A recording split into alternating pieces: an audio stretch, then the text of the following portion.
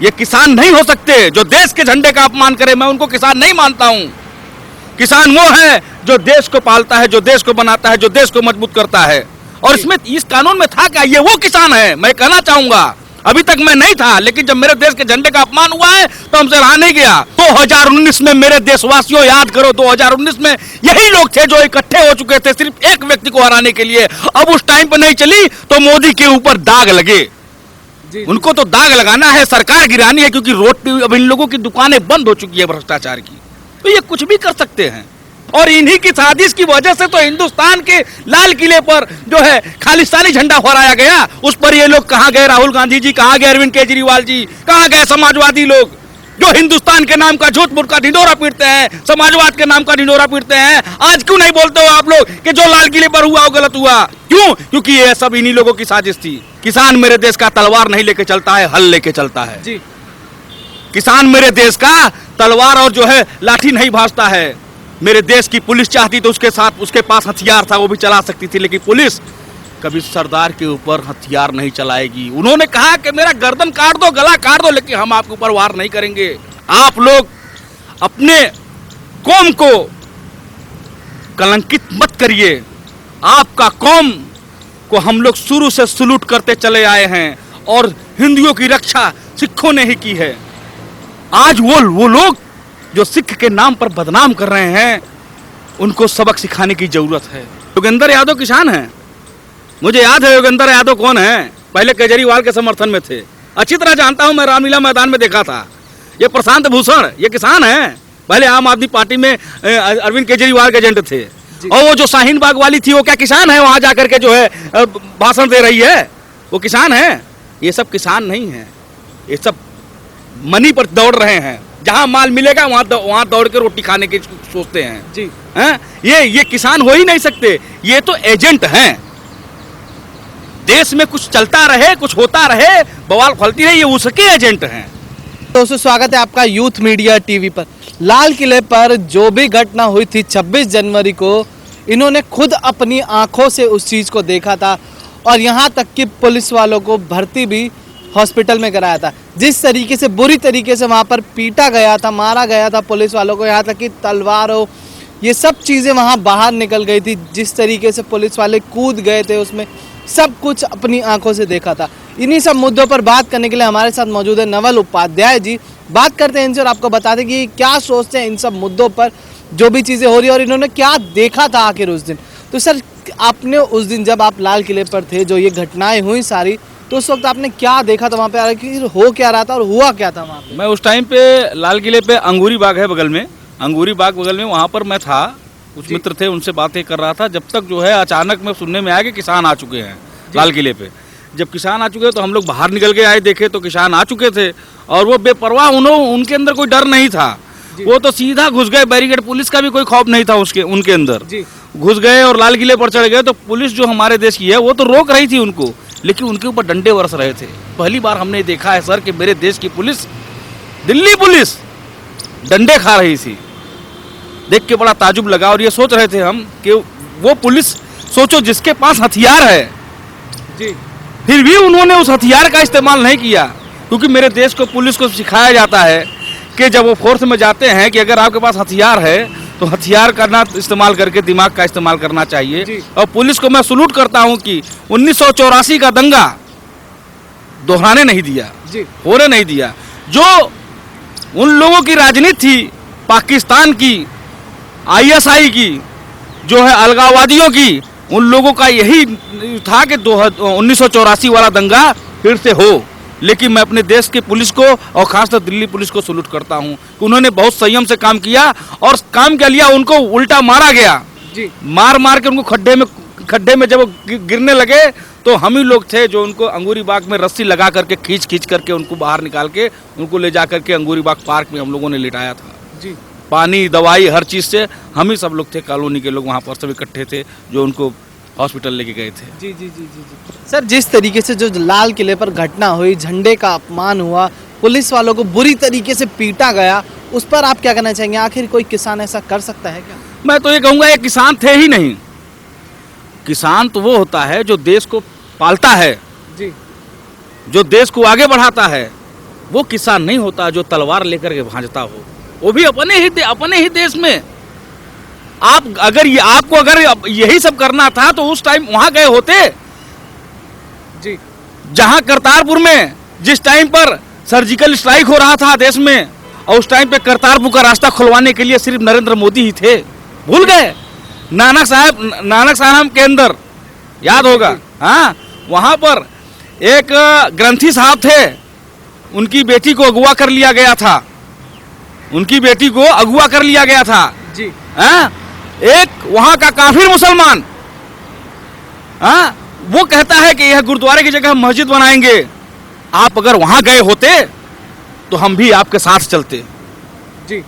लेकिन आपने तो अपने देश में, उस देश में जिस देश के लिए सरदार भगत सिंह ने अपने आप को कुर्बान कर दिया, क्या सोचती होगी सरदार भगत सिंह की आत्मा कि मेरे देश का वो मेरा भाई है, वो मेरा बेटा है, जिस तिरंगे के लिए हमने अपने प्राणों की आहुति दे दी, उसी तिरंगे को अपमानित कर रहे हैं ये लोग। सर वही ये चीज़ देखी भी गई है कि जब झंडे का अपमान हुआ तो कोई विपक्षी पार्टी ने एक शब्द नहीं बोला, यहाँ तक कि दिल्ली के मुखिया सीएम अरविंद केजरीवाल ने एक शब्द नहीं बोला। पुलिस वालों की इतनी बुरी तरीके से पिटाई हुई, मारा गया, तलवारें चली उन पर, तब अरविंद केजरीवाल पुलिस वालों से मिलने नहीं जाते हैं। पर राकेश टिकैत रो देते हैं तो उनके पास मनीष सिसोदिया पहुंच जाते हैं मिलने, और सारे विपक्ष दल उनके साथ खड़ा हो जाता है। उस पर आप क्या कहना चाहते हैं? मैं यही कहना चाहता हूं अरविंद केजरीवाल जी, फिर यही बात कह रहा हूं मैं कि ये उसी दल से ताल्लुक रखते हैं। अरविंद केजरीवाल की विचारधारा क्या है, ये देश और दिल्ली को बताने की जरूरत है, दिखाने की जरूरत है कि वो अरविंद केजरीवाल है। पानी का टैंकर अगर योगी आदित्यनाथ जी ने बॉर्डर पर से हटाया कि किसान छोड़ो, बॉर्डर को छोड़ो, लोगों को परेशान मत करो, तो अरविंद केजरीवाल जी पानी का टैंकर भेज देते हैं। दिल्ली वालों देखो कब तक आप लोग गुमराह होते रहोगे। ये एक अरविंद केजरीवाल आम आदमी के नाम पर इतना खास बन चुका है, ये आज कितनी बड़ी बड़ी विदेशी ताकतों का एजेंट बन चुका है। मैं तो ये कहूंगा अरविंद केजरीवाल जी, आपने अपने दिल्ली को, आपने कहा था ना मैं दिल्ली को दिशा दूंगा, क्या दिया आपने? आपकी दिल्ली है, आप कहते हो कि दिल्ली हमारी है, चौड़े होकर के कहते हो, तो क्या हो रहा है दिल्ली में? आप ही के पार्टी के कुछ ऐसे कार्यकर्ता थे उसमें जो उपद्रव कर रहे थे, हमने अपनी आंखों से देखा है।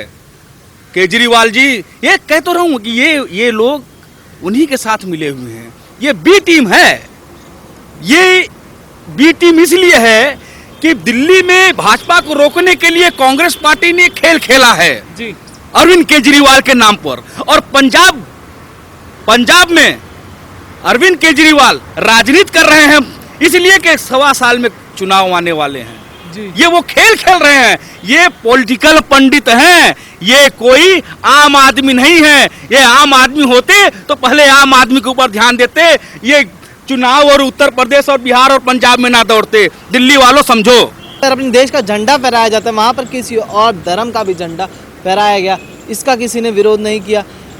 और ये भी देखा गया कि वीडियो में कि जिसने ऊपर चढ़ के फहराया, उसने तिरंगे को भी, जब नीचे से कोई उसके हाथ में तिरंगा पकड़ाता है तो उसको दूर फेंक कर मार देता है। तो आखिरकार कुछ लोग उस चीज़ को भी बचाने में लगे, उस बंदे को भी डिफेंड करने में लगे, और ये भी कहा जा रहा है कि बीजेपी का आदमी था, बीजेपी वालों ने ये भेज के करवाया। इस पर आप क्या कहना चाहिए? मैं ये कहना चाहूंगा अगर बीजेपी वाले ये काम करते तो क्या धारा 370 खत्म करते? क्या बीजेपी वालों ने किया है? अगर भारतीय जनता पार्टी का ये करती तो 370 पाकिस्तान में घुस करके सर्जिकल स्ट्राइक करती क्या? क्यों गुमराह करते हो? ये आम आदमी पार्टी के कुछ ऐसे लोग हैं जो बीजेपी को बदनाम करने में विरोधियों की बहुत बड़ी साजिश है। हम भूल जाते हैं कभी कभी कि जो जवाहरलाल नेहरू यूनिवर्सिटी में हुआ था कि अफजल हम शर्मिंदा है, तेरे कातिल जिंदा है, उनका सपोर्ट करने के लिए अरविंद केजरीवाल ही गए थे, उनका समर्थन करने के लिए राहुल गांधी ही गए थे। क्या आप लोग भूल गए? याद करिए दिल्ली वालों, इलेक्शन के टाइम पर याद किया करिए कि कौन कैसा है, उसके बाद उसको रिजल्ट दिया करिए। आप लोग हाफ माफ का ही तो देन है कि देखो दिल्ली की क्या हो रही है, दिशा कहाँ जा रही है, दिल्ली कहाँ जा रही है। जी ध्यान करो और सोचो, अरविंद केजरीवाल एक ऐसा नेता है जो कि एयर कंडीशन कमरे में से आया हुआ एक ऐसा व्यापारी है जो लोगों को बरगला करके, लोगों को झूठ बोल करके, 2 करोड़ की जनता को बरगला करके सत्ता में आ जाता है और फिर फ्री करके हर बार। क्यों?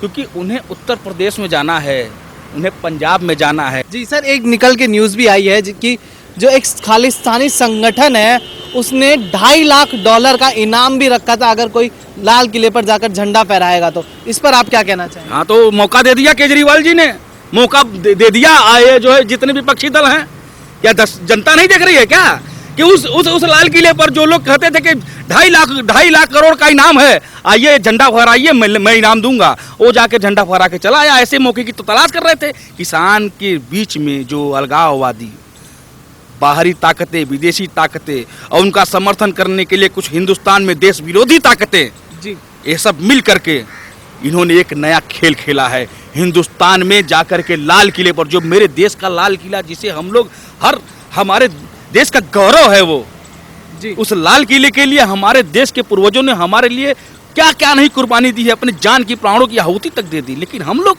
गुमराह हो रहे हैं। क्यों? इसीलिए गुमराह हो रहे हैं कि कुछ पॉलिटिकल पंडित थमा देते हैं।